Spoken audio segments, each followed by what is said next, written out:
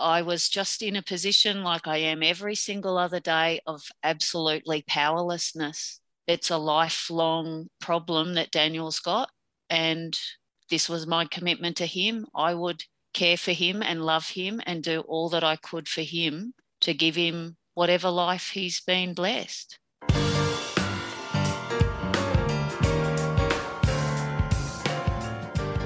What lessons can we learn from our adult heart warriors? Why might a heart mom write a book about her life experiences dealing with congenital heart defects or CHD? How does a heart mom use her personal experiences to fight for others in the hospital? Welcome to Heart to Heart with Anna. I am Anna Jaworski. Like today's guest, I am also a heart mom. My son, Alexander, was born with a single ventricle heart in 1994, and he is the reason I am the host of your program. Today's show is Libby Andrew, Australian heart mom and author, and our guest is Libby Andrew. Australian Libby Andrew is a busy mom to 4 sons: John, age 14, Matthew, 12, Stuart, 10, and Danielle, 7. Her youngest son, Daniel, was born with half a heart. Diagnosed in utero at 20 weeks, Daniel was not expected to survive. He had his first surgery at 21 days of age, his second surgery, a Glenn shunt, at 5 months, and a Fontan at 3.5 years of age. Unable to find the resources she needed to guide her on her journey, Libby wrote a book, Living with Half a Heart, A Mother's Guide to Navigating Fontan Surgery. Since his surgeries, Daniel has been thriving. He enjoys being with his older brothers and attends school. Welcome to Heart with Anna, Libby. Thanks, Anna, for having me. And it's always so much fun for me to interview another heart mom. So let's go way back in time, Libby, and talk about when you discovered Daniel had a heart defect. I do consider myself fortunate. It was picked up in my 20-week ultrasound while Daniel was in utero. Really? That's pretty unusual, isn't it? I can only sort of speak about my own journey, but I certainly met some other mums along the way that had no forewarning. So I really was grateful that the sonographer picked it up at 20 weeks and I had all that time to get my head around what I needed to before the birth. Sure, absolutely. Can you tell me about the kind of support that you had after you found out about Daniel's condition?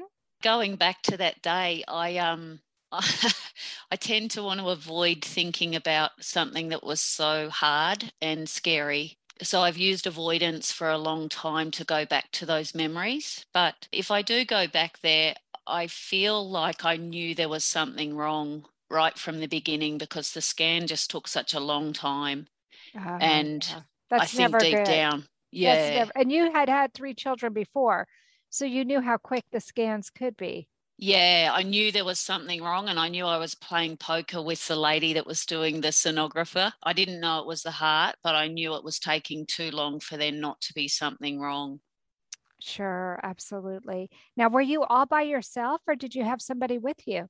No, my partner was there at the scan and my partner was also there when we got called back to see my GP. It was probably about 4 hours in between leaving the ultrasound and then the call from the doctor's surgery to say, could I come back? So I think I'd spent that afternoon knowing deep down something was wrong and I was waiting for the phone call. So my partner was there the whole way.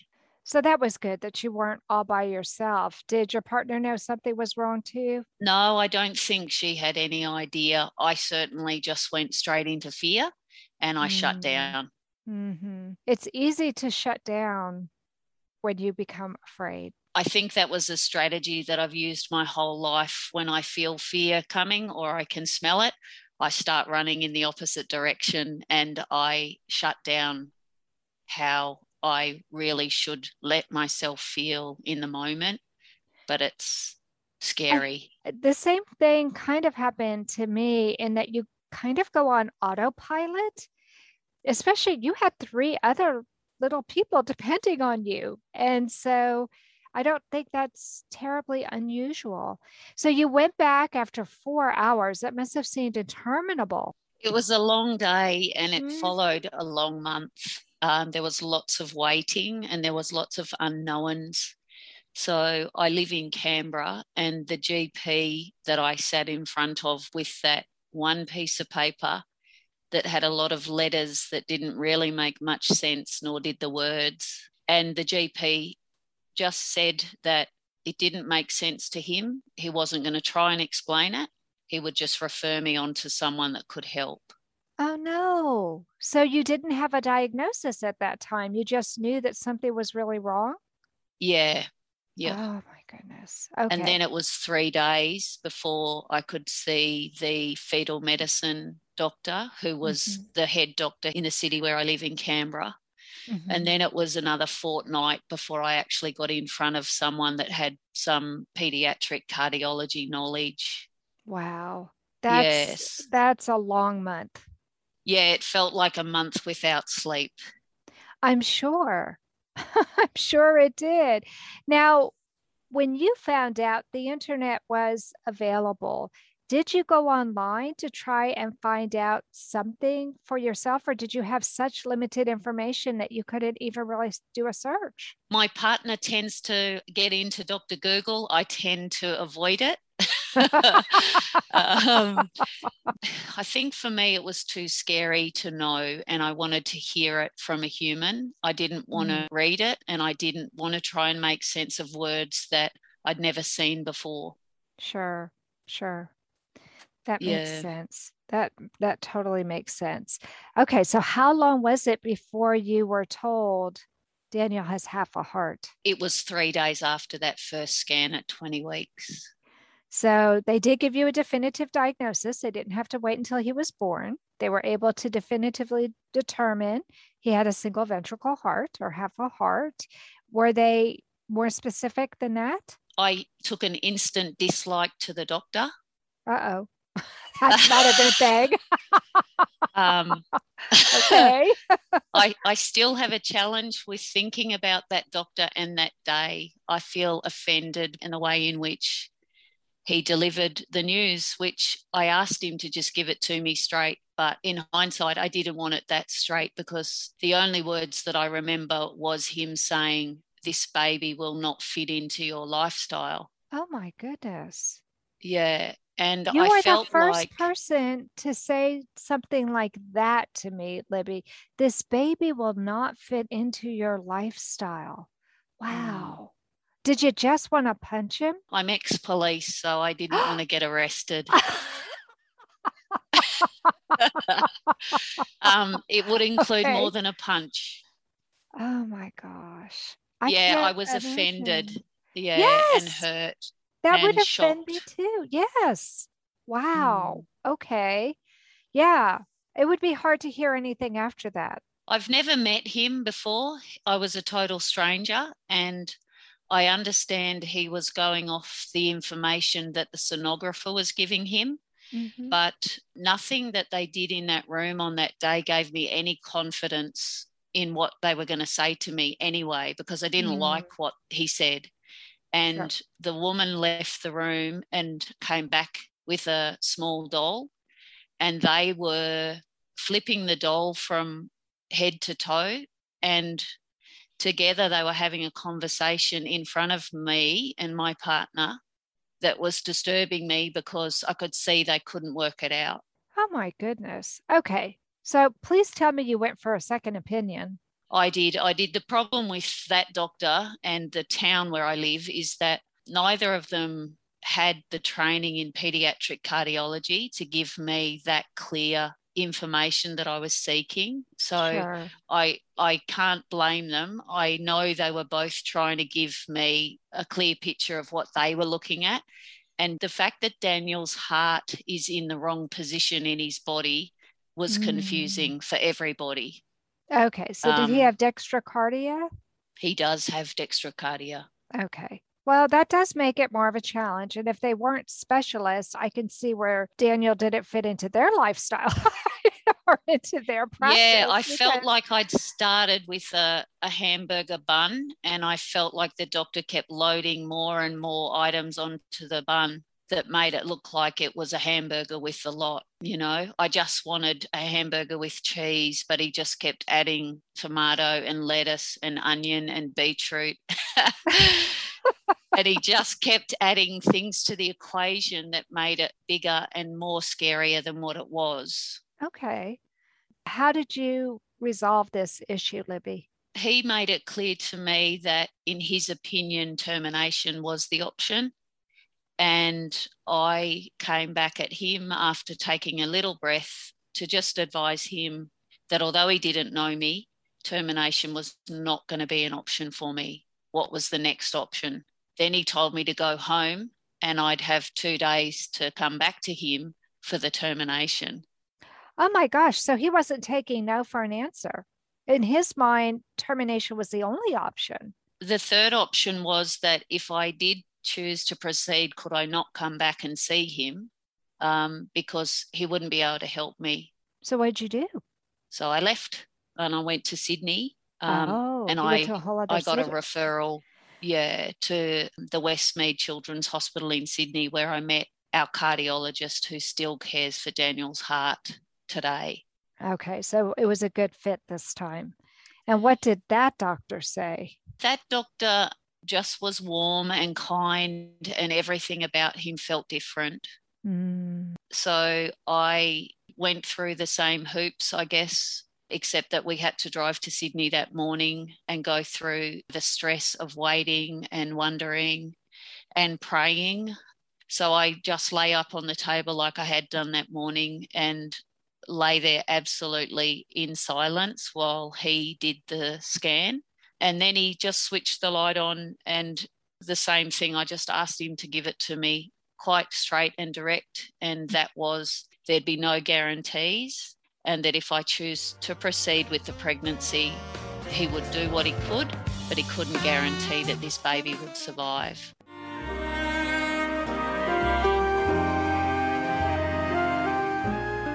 Home Tonight Forever by the Baby Blue Sound Collective.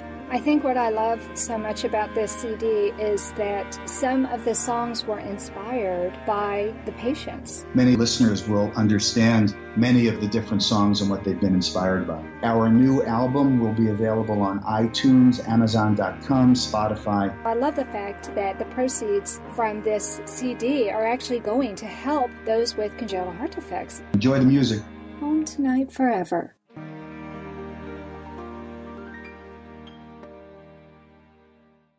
This content is not intended to be a substitute for professional medical advice, diagnosis, or treatment. The opinions expressed in the podcast are not those of Hearts Unite the Globe, but of the hosts and guests, and are intended to spark discussion about issues pertaining to congenital heart disease or bereavement.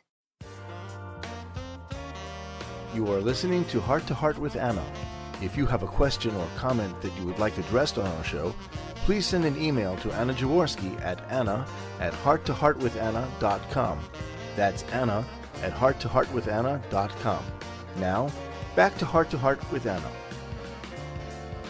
Libby, before the break, you had us on the edge of our seat with what you were going to do. The first doctor said termination and made it seem like that really was the only option. But the second person, who was a pediatric cardiologist, actually gave you a glimmer of hope.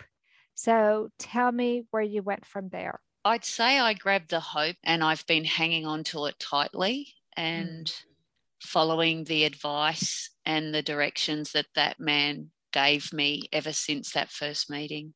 Now, you said that Danielle had dextrocardia, so that adds a little layer of complication to a kid who is already pretty complicated. So he's a true single ventricle heart patient, it sounds like. Is that true? Yes. Okay. And so he's not like a classic hypoplastic left heart syndrome or hypoplastic right heart syndrome. He's pretty darn complicated. His diagnosis originally was tricuspid atresia.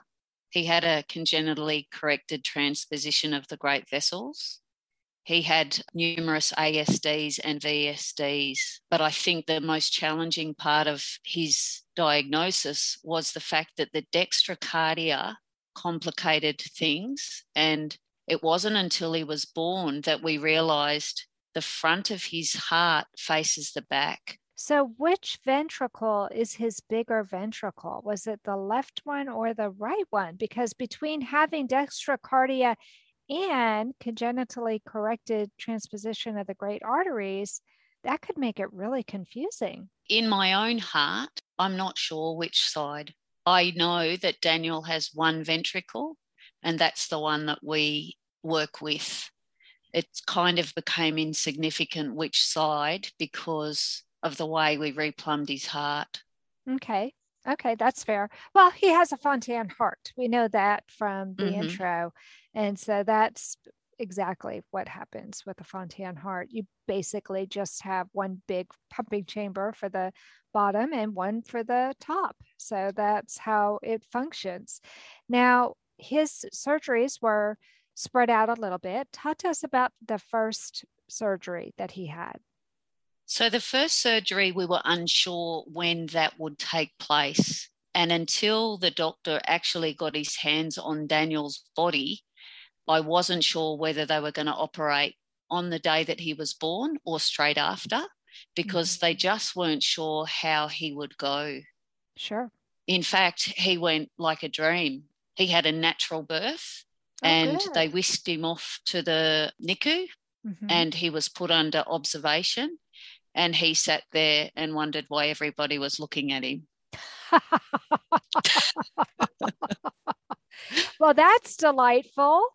At least he wasn't crashing. Yeah. You weren't having to worry about him being put on ECMO. Instead, it sounds like he came out looking like a healthy baby. Well, I didn't get to see him, and that was hard because that was the plan. But I did see him wave to me as he was wheeled out on that machine. But when I met him, he, of course, had the NG tube in, and he was wired up looking like a boy that was sick. So he did look sick. Was he bluish in color, or was he still pink?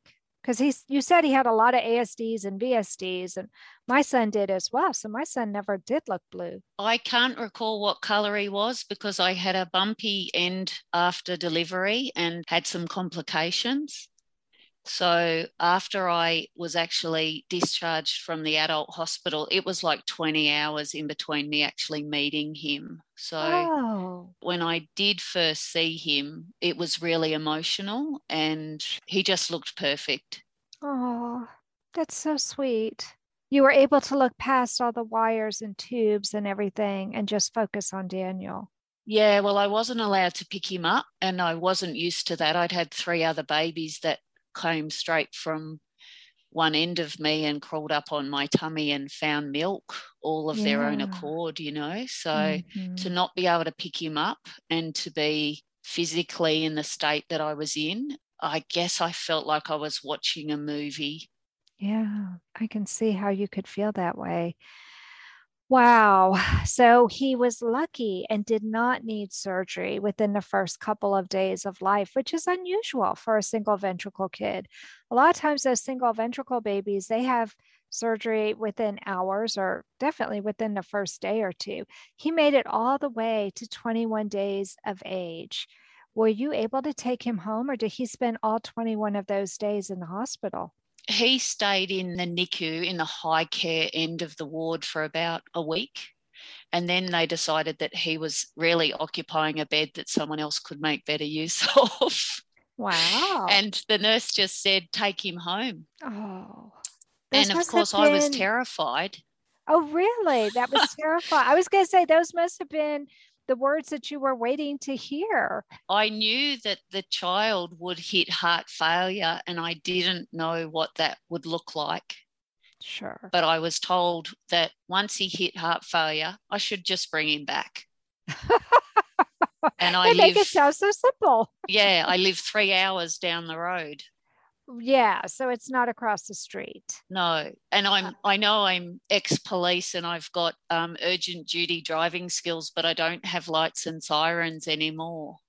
Even if you did 3 hours of lights and sirens with your own baby, Yeah. that would be horrible. That would just Yeah. be horrible. Did they give you an idea of the red flags to watch for or warning signs to watch for? Yeah. Yeah. I had written it out and I'd had a room. So we call it rooming in. And I had a practice at being with Daniel all by myself in a room for 24 hours. Okay. And he was also put into the capsule that I would take him home in, and his oxygen was monitored so that they were sure that he could handle the car ride home for 3 hours in that Right. capsule. And everything was very clearly laid out and explained to me, but it didn't remove the terror Is that of why was you I going to be able to get him back before he died? Anna Jaworski has written several books to empower the congenital heart defect, or CHD, community. These books can be found at Amazon.com or at her website, www.babyheartspress.com. Her bestseller is The Heart of a Mother, an anthology of stories written by women for women in the CHD community. Anna's other books, My Brother Needs an Operation, The Heart of a Father, and Hypoplastic Left Heart Syndrome, a handbook for parents, will help you understand that you are not alone. Visit babyheartspress.com to find out more.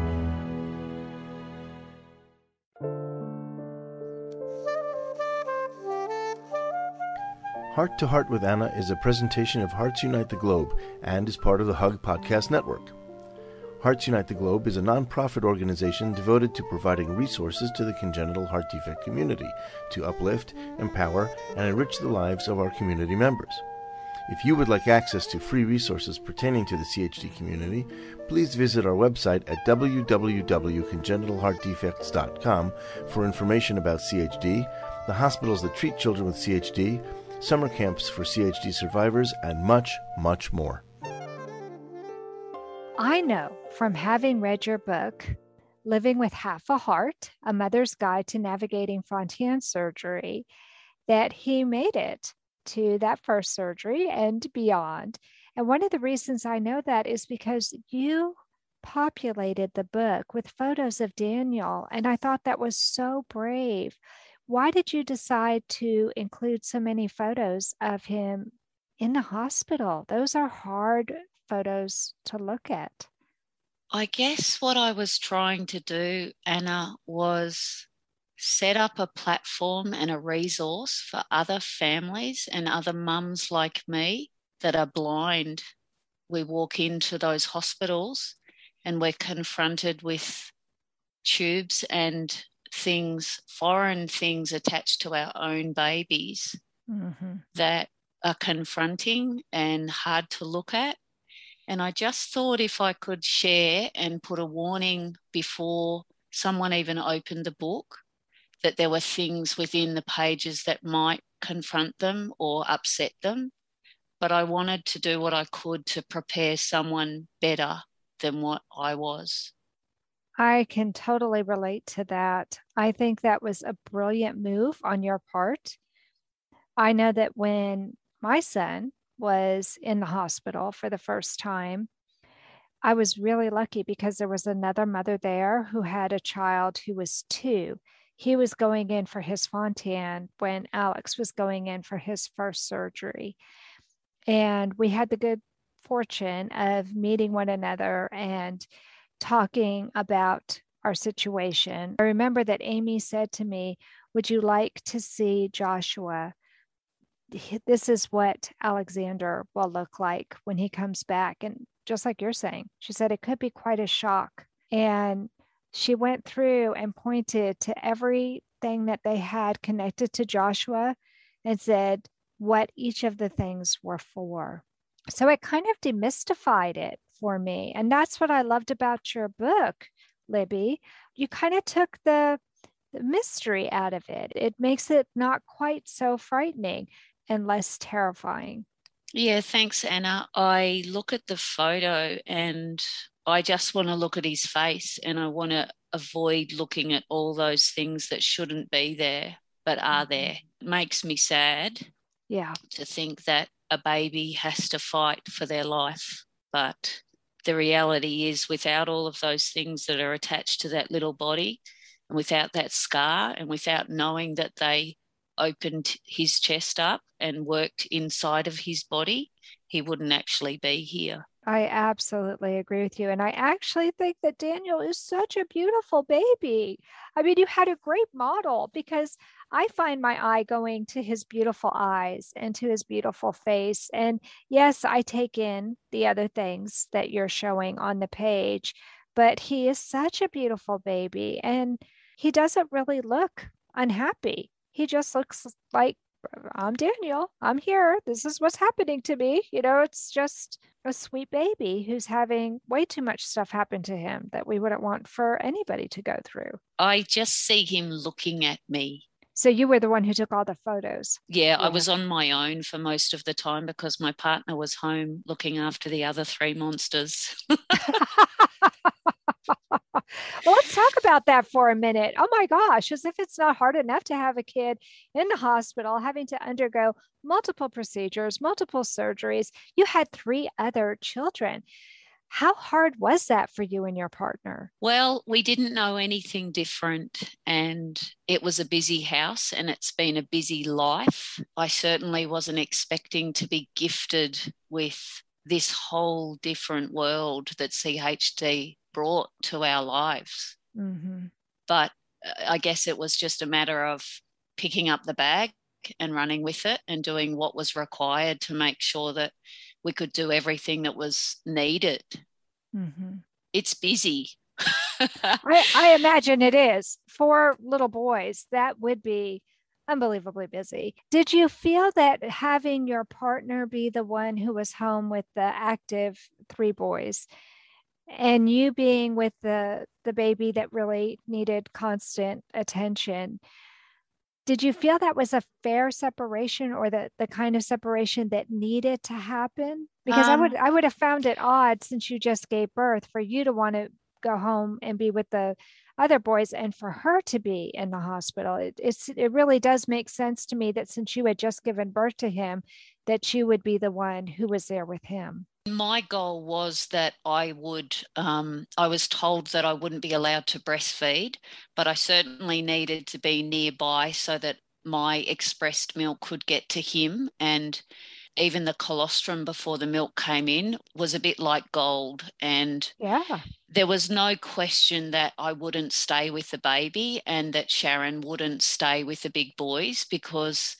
what we wanted to do was, with also the support of my family, who were very busy helping my partner, was that we just tried to apply common sense and leave the emotion and the distress and leave that for later on to deal with, because there were too many things that needed to be done, and the gap between the baby and I and the family was great. What advice would you give to another family who's having to deal with a similar situation? It's so hard to give advice because we're all in such different situations and families are so challenging. But for me, it was important for those big boys to maintain their normal routine so that they could go to school and not be too worried about that little boy and whether or not he was coming home. And the more normal their lives could be, the more settled I would be in my own heart, because I had to focus solely on Daniel and myself. And I'm fortunate I've got faith, and I was just in a position, like I am every single other day, of absolutely powerlessness. It's a lifelong problem that Daniel's got, and this was my commitment to him. I would care for him and love him and do all that I could for him to give him whatever life he's been blessed. That's very beautiful. What was the biggest lesson that you learned over the 7 years that you've had Daniel? It's easier said than done, don't worry. I have to laugh because you're right. The whole thing of the worrying isn't going to help, but yeah, you're so right. It's easier said than done. Okay. I love this. Okay. Surrender. If I could, if I could take my own advice, I'd be a better person for it. I think we're all in that category. I know I'm a worrier. I inherited that from my own mother. I know I'm affected by the trauma of Daniel's life, and I know he's a very precious human being that I would protect and do protect fearlessly.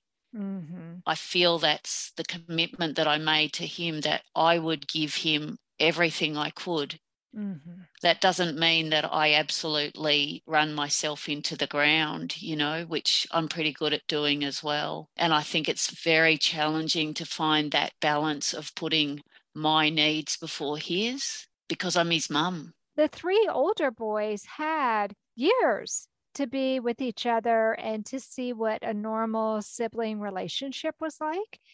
Were they able to form a healthy relationship with their brother, or were they afraid to touch him, afraid to be with him? No, I don't think they were afraid at all. They were just their natural, young, curious, just beautiful children that have got courage to touch and pull and poke and bravery that adults just don't carry because of the worry. Yeah. They're children, and they've treated him superbly. That's wonderful. Well, I can't let this episode stop before we talk about the book a little bit more. First, Living with Half a Heart, A Mother's Guide to Navigating Fontan Surgery. What made you decide to write the book, and where can people find it? I decided to write the book because I didn't want my experience just to be selfishly kept to me and for it not to be able to help someone else. So my book is available on Amazon. The easiest way for someone out of Australia to get it would be online. So I would direct people to Amazon to get it electronically. If they'd like an actual hard copy of the book, they can Google my name, Libby Andrew, or they can Google Living with Half a Heart, and it'll come up. I can post the book to anybody that would like it. It's a long delayed process and it involves a bit more cost, but there's nothing like having a book in your hand. I can attest to that. I was so happy you sent me a copy of the book, and I could have looked at it online electronically, but I don't think that these photos would have touched me the same way it did with me actually holding your book. It really did touch me so much. I love your book. I hope everybody who's listening decides to get a copy, whether it's electronic or a physical copy. If you're in Australia, you're lucky. It'll come to you a lot faster than if you're outside of Australia. But is it available print on demand? So the book's available in my local bookshops in Canberra, and it's available in the Children's Hospital in Sydney. Apart from that, it's just a matter of ordering it through me and me posting it out. And I'll have all of this information in the show notes, my friends, so you don't have to hunt around too much. I'll have links in the show notes, so it'll take you straight to Libby, so you can get a copy of this book for yourself. One of the things that I liked, Libby, was it was not too big. It's a little over 100 pages, so it's consumable. We're so overwhelmed when we get all of this information and we're told we have a child with half a heart and they may not make it and they're going to have multiple operations. You don't want to get a book that's 300 or 400 pages because that just looks like you can't possibly get through it. But your book has nice big print and all these photos, and it's actually easy to get through. Not that I didn't tear up when I looked at the first photo. I wasn't really expecting that. It took me right back to when Alex was in the hospital. I'll be honest about that. Especially the photo on page 14 where he's in the NICU. That was the machine that took Daniel away from me when he was first born, and he got back on that machine each time he went for a surgery. So I felt it was important for mums to actually see just how many screens and monitors and just how complicated the technology is. It really is. It's very complicated. And we're so lucky to live in a day and age where we do. And all of that's available because We both know 50 years ago that wasn't available. Our kids wouldn't have the fighting chance that they do now. Daniel's actually out riding his bike while you and I are talking. How is he doing today? He's well, Anna. He's happy and he's very determined. Well, he has a very determined mom. I mean, how could he not be? You have done an excellent job of being an advocate for him, and you've written a book, and you've taken on the CHD world by storm. And I really admire that. So I think he has a lot to live up to. Well, I love him very much, and it's just been a privilege to be his mum. It has been delightful talking to you. I can't believe our time is up already. It was fascinating. I learned so much by talking to you, Libby. Mm-hmm. Thank you for coming on the program.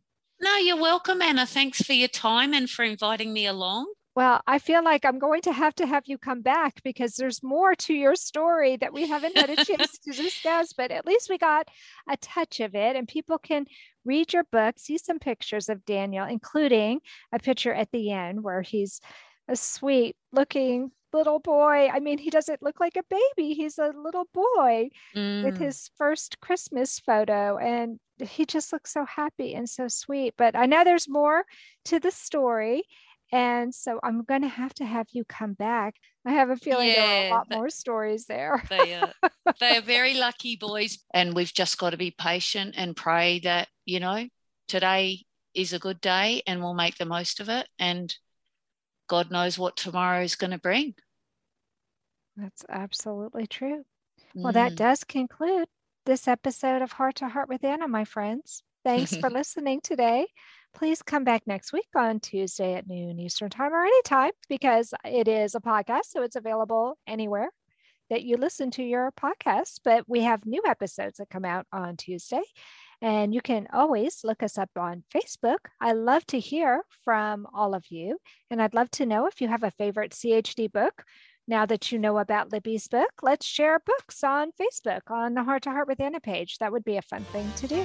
But until next week, remember, my friends, you are not alone. Thank you again for joining us this week. We hope you have been inspired and empowered to become an advocate for the congenital heart defect community. Heart to Heart with Anna, with your host Anna Jaworski, can be heard every Tuesday at 12 noon Eastern Time.